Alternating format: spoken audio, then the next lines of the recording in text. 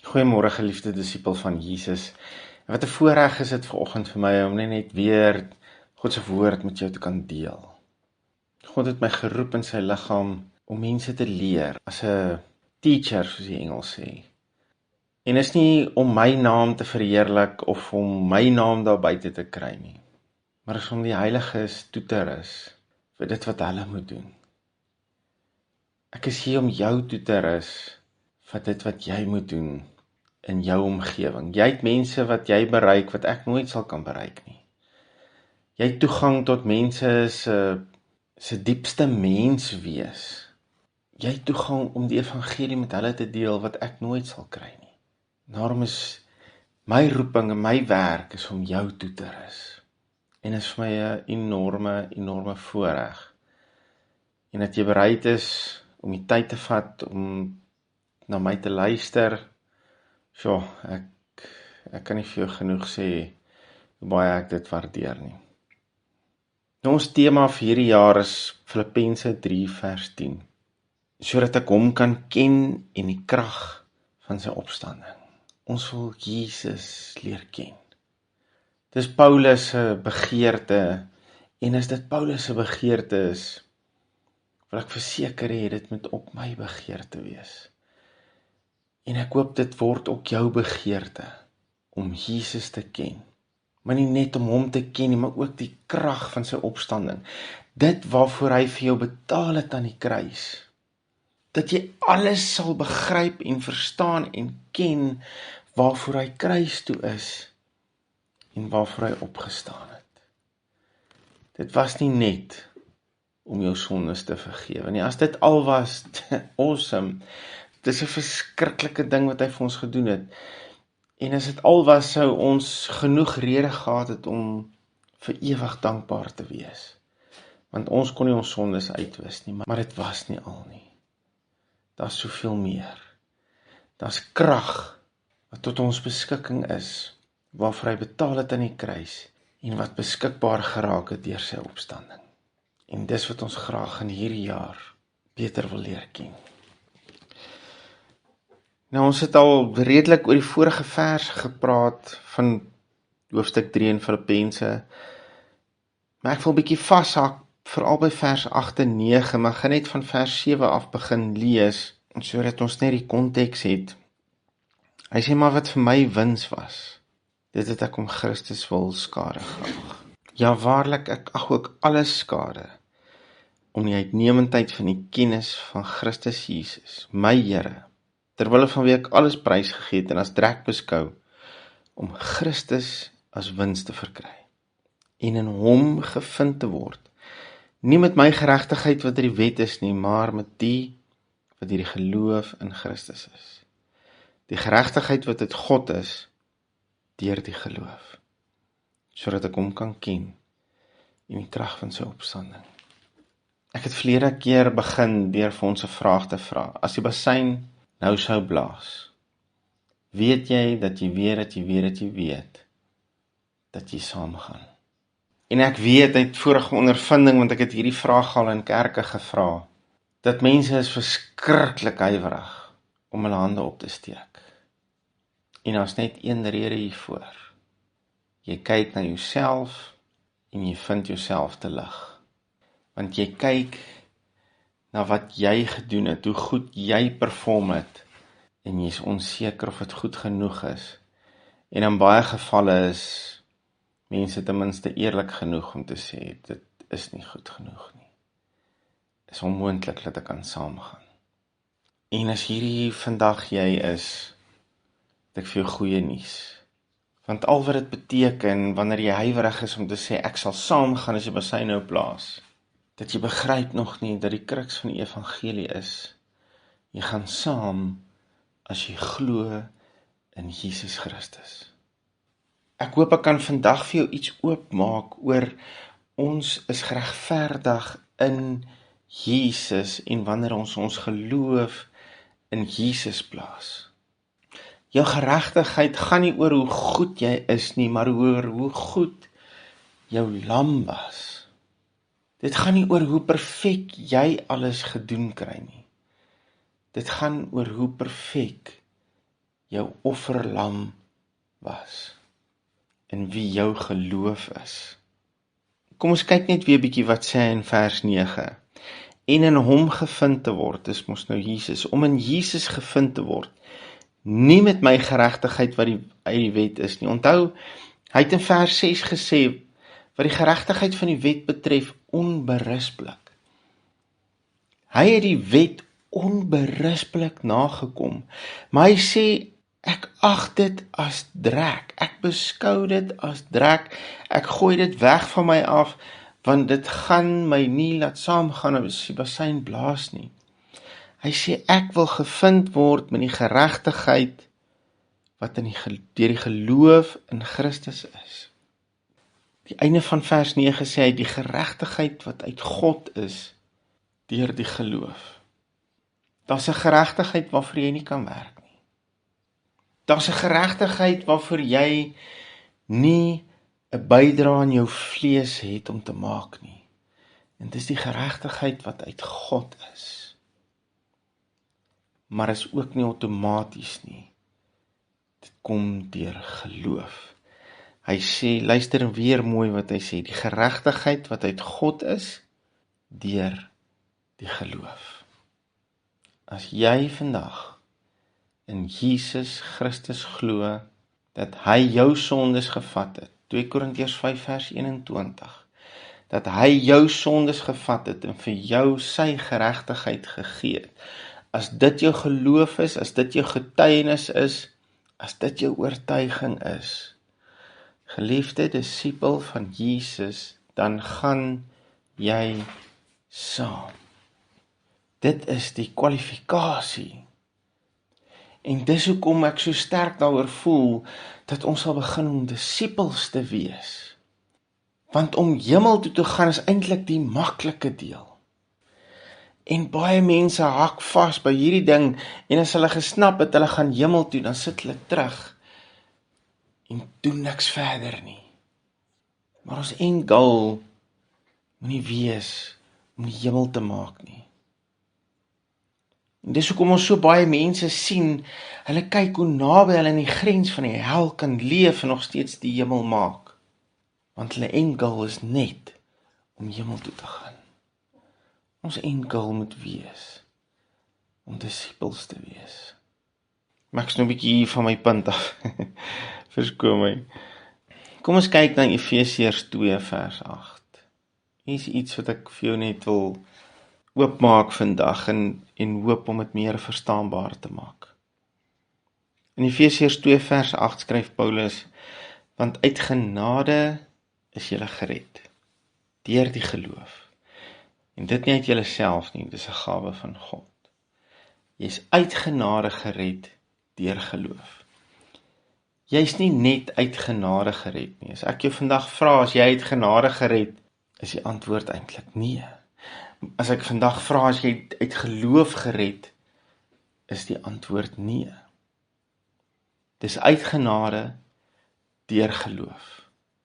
Genade is God se deel wat hy gedoen het. Uit genade het God sy seun gegee, gedryf deur liefde. Johannes 3 vers 16. Gedryf deur liefde, het God uit genade sy seun gegee, as die perfekte offerlam, as die perfekte gawe, as die perfekte versoening. Jesus het vir ons alles gedoen aan die kruis wat nodig was om ons in die perfekte verhouding met God die Vader te bring. Hy is ons versoening. Hy het sonde uit die weg uitgeruim. Sonde is nie meer 'n issue nie. Hy het vir al ons sonde betaal, gistersin, vandagsin en selfs ook môresin. Sonde is uit die weg uitgeruim. Ek wil hê jy moet dit eens en vir altyd in jou hart vasmaak, hierdie openbaring kry. Genade het vir ons 'n offerlam gestuur om sonde uit die weg uit te ruim. It's a non-issue. Dis wat genade vir ons kom doen het aan die kruis. Ja, soos ek vroeër gesê het, en ons gaan verder in die jaar nog in diepte daarin ingaan. Maar daar's krag wat ons ook gekry het, uit die kruis en deur die opstanding. Alles uit genade uit. Genade is God se voorsiening in alles wat ek en jy as mens ooit in ons lewe sal nodig hê, vir die res van ons lewens, tot hy ons kom haal. Ek gaan dit weer sê, genade is God se voorsiening en hy het reeds daarin voorsien. God het uit genade uit reeds alles voorsien wat jy ooit in jou lewe sal nodig hê. Nie net om die hemel te maak nie. Nie net om saam te gaan as jy bassein blaas nie. Maar ook om alles te doen in hierdie lewe wat nodig is vir my en vir jou om gedoen te word. Maar hier is die ding. Genade is nie outomaties nie. God het dit beskikbaar gestel. Kom ons gaan terug na Johannes 3 vers 16. Want so lief het God die wêreld gehad dat hy sy enigste seun gegee het. Jy sien, liefde gaan altyd oor na aksie toe. Ware liefde het altyd aksie. En God het ons so lief gehad dat hy oorgegaan het in aksie. Hy het sy seun gegee. Maar sy aksie het van ons kant af 'n reaksie nodig om hierdie transaksie volledig te maak. Want so lief het God die wêreld gehad, dat hy sy enigste seun gegee het. Sy liefde het 'n aksie gehad, hy het uit liefde gegee, sodat elkeen wat in hom glo, dis ons reaksie. Ons reaksie is nie om nou skielik op te hou vloek, op te hou drink, op te hou rook, op te hou die, op te hou daai, minder make-up, meer langbroeke, langer rokke, toerklere, al hierdie ander goeders wat ons nou skielik bo by ons kom oplaai nie. Ons reaksie is om te glo in die offer. Want so lief het God die wêreld gehad, dat hy sy enigste seun gegee het. Sodat die reaksie, sodat elkeen wat in hom glo, en dan word die transaksie kompleet, nie verlore sal gaan nie, maar die ewige lewe sal hê. En daar's die beloning of die uitkoms van die transaksie, ewige lewe. Kyk weer na Efesiërs 2 vers 8. Want uit genade is julle gered. Sien, God het uit genade uit alles gegee, deur die geloof, ons reaksie. God het uit genade alles gegee, ons kry toegang deur geloof. Kyk vir my na Romeine 5 vers 1 en 2. Omdat ons dan uit die geloof geregverdig is, het ons vrede by God deur ons Here Jesus Christus. Dan vers 2, deur wie ons ook deur die geloof die toegang verkry het tot hierdie genade waarin ons staan. Jy sien, God het uit genade klaar gegee. Hy het reeds sy seun gegee. Maar dit is nie outomaties nie. Die feit dat hy sy seun gegee het, beteken nie almal op die aarde gaan hemel toe nie. Daar's 'n reaksie van ons af nodig. En dis nie die reaksie wat meeste mense dink wat nodig is nie. Meeste mense wil nou eers hulle lewe in orde kry. Meeste mense wil nou eers allerlei dinge regryk. Hulle wil eers ophou drink, eers ophou vloek, eers ophou suip, eers ophou rook, eers ophou die, eers ophou steel, eers ophou lieg, eers ophou hierdie, eers ophou daai. Terwyl ons een en enigste reaksie moet wees om toegang tot hierdie genade te kry, is om te glo. Uit genade is jy gered deur geloof. Kom ons gaan terug na Paulus se vers in Filippense 3 vers 10. En in hom gevind te word, nie met my geregtigheid wat uit die wet is nie, maar met die wat deur die geloof in Christus is. Paulus sê, ek ag al hierdie goed as drek, want ek wil in Jesus gevind wees, met sy geregtigheid. Die geregtigheid wat uit God is, jy sien hierdie geregtigheid kom van God af. Ek kan in my lewe nie dink, hoekom wil mense hulle eie geregtigheid voor God bewerkstellig nie. God het 'n geregtigheid uit genade beskikbaar gestel. En dis die perfekte geregtigheid. Dit kort niks nie. En al wat ek en jy moet doen, om in die perfekte verhouding met God te staan, is om dit te glo. Die geregtigheid wat uit God is, deur die geloof. Ek weet, dit klink te eenvoudig en dit klink te maklik, maar dis die evangelie. Gedryf deur liefde, het God oorgegaan in aksie, en uit genade uit, nie omdat hy moes nie, maar uit genade het hy gegee en voorsien.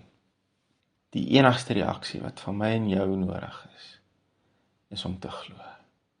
En wanneer ons in hierdie verhouding staan van hy het gegee, ek het net toegang gekry deur te glo, sal al hierdie ander goed waaroor ons so bekommerd is en so bereid is om mense te oordeel en om onsself te oordeel, al hierdie goed waaroor ons so beklei in die vlees, sal van self afval as jy besef, jy is die geregtigheid van God as gevolg van wat Jesus gedoen het en omdat jy dit glo.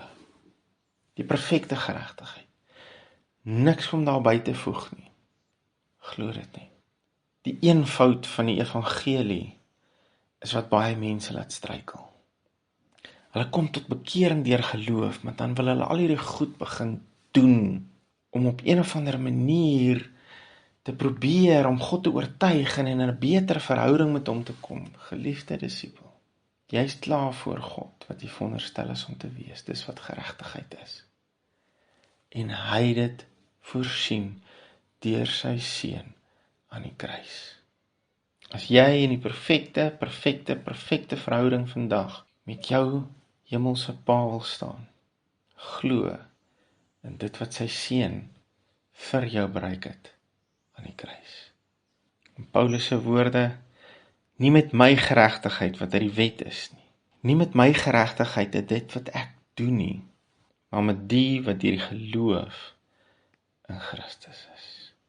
Vader, as daar nog goed is in my lewe wat ek probeer om te doen, om U te beïndruk, wys my asseblief, want ek wil dit op die mishoop gaan gooi.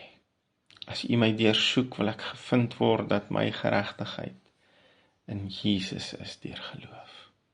Ek wil my volle vertroue, my volle geloof, my alles wat ek het, in Jesus werp.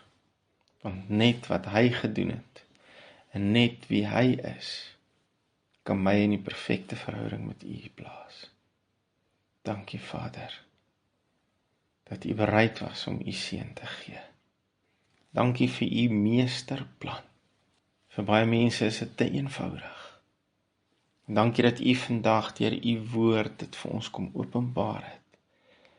Hierdie eenvoud van U evangelie. Mag ons dit in die volheid daarvan aangryp. Ons sal vandag U genade aangryp deur te sê ons glo. Ons glo. Dankie Jesus.